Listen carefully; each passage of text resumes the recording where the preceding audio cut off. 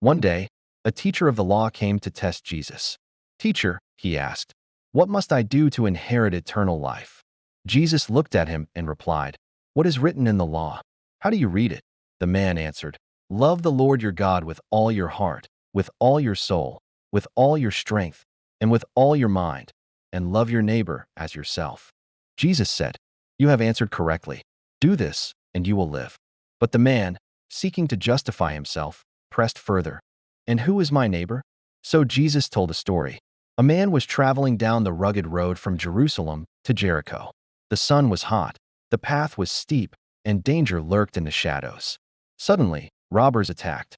They beat him, stripped him of his clothes, and left him bleeding, half dead, abandoned on the dusty road. Time passed.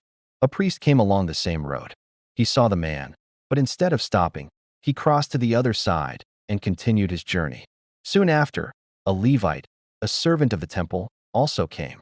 He too saw the broken man lying there, but he too passed by without helping. Then came a Samaritan. Now, Samaritans were despised by the Jews. They were considered outsiders, enemies. Yet when this Samaritan saw the wounded man, his heart was moved with compassion. He went to him. He knelt beside him. He cleaned and bandaged his wounds, pouring on oil and wine to bring healing. He lifted the man onto his own donkey and carried him to an inn. There, he cared for him through the night. The next morning, the Samaritan took out 2 silver coins and gave them to the innkeeper. "Take care of him," he said, "and whatever more you spend, I will repay you when I return." After telling this story, Jesus asked, "Which of these 3 do you think proved to be a neighbor to the man who fell among robbers?"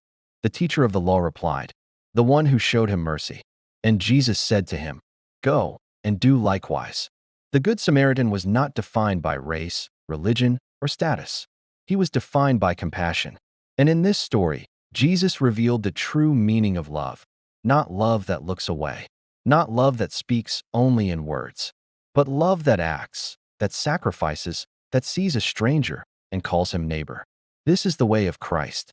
This is the life he calls us to live, to love beyond boundaries, to show mercy as God has shown mercy to us. Go and do likewise.